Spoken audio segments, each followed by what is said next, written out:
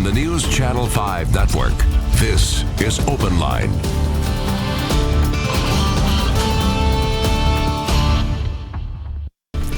Hello, everyone. Welcome to Open Line. We are talking tonight about something that always gets a lot of interest. We're talking about guns. And there is a new law that will go into effect January of 2020. So it's going into effect in a few months. We're a few months away. And this law is a gun permit law. It adjusts our current gun permit law. People on both sides of the gun debate have expressed concerns about this, but it was signed into law by the governor, obviously passed by the Tennessee legislature. So we're going to kind of go down what this law does. Happy to have with us JC Shegog, a firearms instructor. Thank you for being here. Thank you. And as I want to go over what this does, but as far as your background, where are you on this when it comes to guns? Pro-gun, not pro-gun, kind of where would you say you fall? I'm pro-gun. I'm definitely a pro-gunner. You're a pro-gun guy? Yes, sir. And what do you think about this new law? I think that this new law is basically a bad idea. I think it's a bad idea. And now I am still understanding what it does, but let's do a 101. Okay. Basics. Basics. What does this new law do? What the new law does is it divides the current handgun permit law into two tiers. The first tier is the current law that is already in place, or the current standard that's already in place. They call it the enhanced permit. Okay. The second tier is the concealed permit, which allows Tennessee residents to get a handgun permit just by going online, completing a short online training without the range training. So the new concealed carry permit is cheaper. Correct. And requires no live firearm training. Correct. So I could get a concealed carry permit and never fire a gun. Correct. It can be carried in fewer public places. Anyone who wants the new permit can complete any firearms training or safety course online. Correct. So you complete a course online, and then you have a permit that allows you to carry a firearm. That is right. And so is that part of your concern? That is a huge part of my concern, because now you're looking at a lesser standard of carrying a firearm in a potentially high stress situation. And if you're not training for that high stress situation, you're definitely going to make mistakes. And those mistakes can and will be deadly. So this passed in the legislature, and again, obviously, some of the anti-gun groups were very opposed. Yes. Even the pro-gun groups, we've had John Harris on here, he was opposed, and said it kind of muddies the water for what he calls constitutional carry, something down the line. But all right, you're a firearms instructor. Yes, sir. Is it safe for people to just go online? I mean, do you think that's they're going to say it's our Second Amendment right and all of that, but firearms are powerful. Is it safe for people to get one of these permits if they've never fired a gun? It's not safe. It's not safe. It's like someone buying a car without learning how to drive it. They become a danger to themselves and others. So I am a pro-Second Amendment supporter, but the liability for a person to carry a gun without the proper training is very high, and that's something that we're trying to avoid. We don't want that particular liability so high. This is why there was a standard, the previous standard. Now, in my professional opinion, I think that we should have put some additional training on the previous standard. Therefore, you can be prepared for a high-stress situation, such as defending yourself in a deadly force encounter. Is additional training a burden or a barrier to people getting a gun? Does it prevent people from getting something that is their Second Amendment right to have? No, it doesn't prevent them from owning a gun. The handgun permit, you do not need a handgun permit to own or buy a gun. The handgun permit is designed for you to carry that gun loaded on your person in public in order to help deter crime. So the handgun permit in no way is a stepping stone or a hurdle for owning or possessing a firearm. So one of the lawmakers who supported it, and obviously it passed, he said he thinks the bill will encourage people illegally carrying guns in a concealed manner to get the less expensive permit. What do you think of that? I think so. Most humans tend to go with the easier route. You know, no one wants to be held to a higher standard when they have a lower option. And that's the majority. Now, some people, they take pride in what they do, and they want to do it correctly, so they seek out the proper path, the proper training, and they practice. Some people just want to have a gun for the sake of having one, and this is a route in order for that to occur. So yeah, he voted for this bill, and he's saying the people who are carrying concealed now don't have training. This just ups the level of responsibility. So he's concerned about the people who are carrying illegally, and says this makes it more likely those people will get training. Is that an argument that you follow, or what do you think of that? When dealing with people that do things illegally, they don't follow the rules. So regardless of what rules, what laws that you put out there, they're not going to follow that anyway. So they're really not a subject within the topic.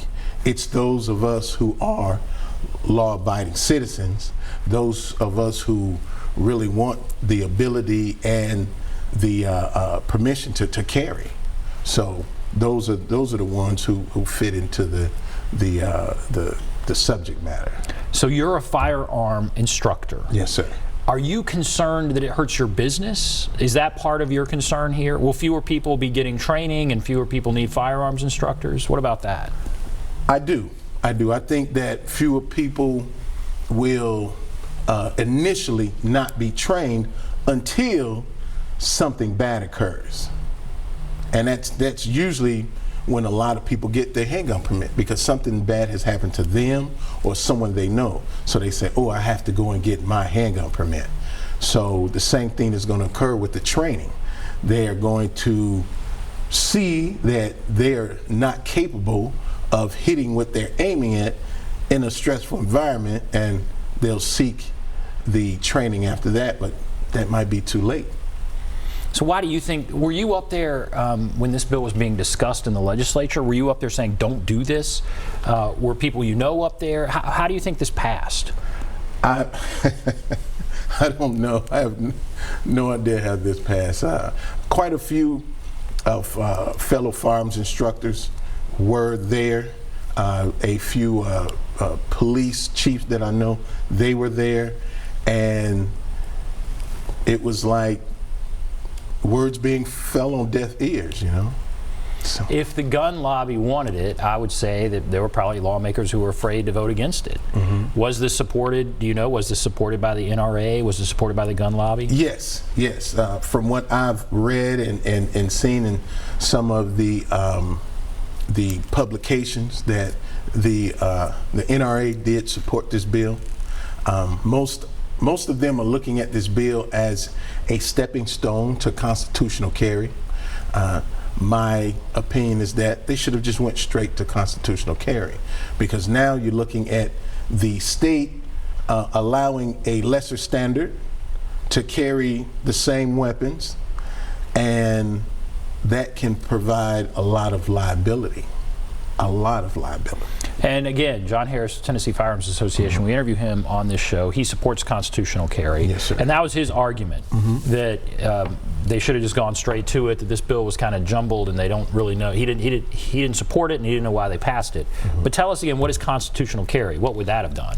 Constitutional carry, it basically puts all the responsibility on the citizen, and that the citizen, it has a constitutional right to own and bear arms, and that citizen can buy and carry the handgun or shotgun that they want to carry, or even rifles. But it just depends on how. Would they need any training under constitutional carry? No, sir. So as a firearms instructor, why would you support that? Because that is a constitutional right, and that existed prior to me being a firearms instructor. That was one of the things that encouraged me to be a firearms instructor, because I see people who they want to learn, and I want to be one of those people who will assist them in learning the proper way to do it and the safe way to do it. So when this goes into effect on January 1st, 2020, what should, are we going to be less safe in your opinion, and what do we need to be thinking about before that? We have a few months here. What do we need to be doing in advance of that, in your opinion? Well, we should get the word out that if you're planning to go and get a concealed gun permit and you don't have any training, we should be putting that information out, that training is necessary if you're going to carry those loaded firearms on your person in public. You should seek training. You should seek some type of training. Just online training? No, you should go to a firearms instructor, because now what you're learning is you're learning laws, liability, the better way to cover yourself. Because you may not know that just by going and purchasing a firearm. So the new concealed carry permit is cheaper, as I said. Yes, sir. It requires no live firearm training, but it can be carried in fewer public places. Do you know, when we get into that, what are we talking about? Where can, it means you can't carry it in as many public places. What are some of the areas where I guess you could not carry this new? Like the current firearm permit that we have now, you can carry in parks, you can carry on college campuses. The new one that's coming into play, you can't carry in parks, you can't carry on college campuses. Unless you get the full training. Correct. Yeah, you go get the full training, you can still do that. Correct. But if you just go online and take some test, you can't carry in parks and college campuses. Correct. Okay. All right, so what do you think of that? That's what we're talking about. So I encourage you to call in with your thoughts as we delve into the gun debate. Let's go to Joe, who is on the line here. Hello, Joe. Hi, how you doing tonight? Doing great. What's on your mind? I just have I totally agree with your guest that people that own handguns and want to carry should go through a course that teaches them how marksmanship training works and how responsible they need to be in the carry of that weapon. But I did I guess my beef about this is that I did 15 years active duty in the military and went through marksmanship training every year during those 15 years. And unfortunately, when I got out in 2009, I still have to take the class now and pay for it to get a carry permit in Tennessee, which is bizarre because somebody that took the class in Tennessee, say 6 or 7 years ago, doesn't need to retake the class. My concern is why should I, going through 15 years of marksmanship training every year, need to take a class? It doesn't make any sense to me that once you get your carry permit and have gone through the class in Tennessee, you never have to retake that class. Why do I have to being in the military for 15 years active duty have to take that class. Okay, yeah, good question. All right, what do you think of that? The current state law says that if you are military and a part of your duties is carrying a handgun, then they want to see that you have passed some type of proficiency course with that handgun. So you're looking at your military police, some of your officers, your military officers, your special operations, special forces, those particular specialties, military specialties, they carry handguns. So the state said if you can show us that you have passed a handgun training from the military, then we will waive that. So he's okay. You're saying it should be waived for him because his question is why he's taking it. He certainly knows how to fire a gun.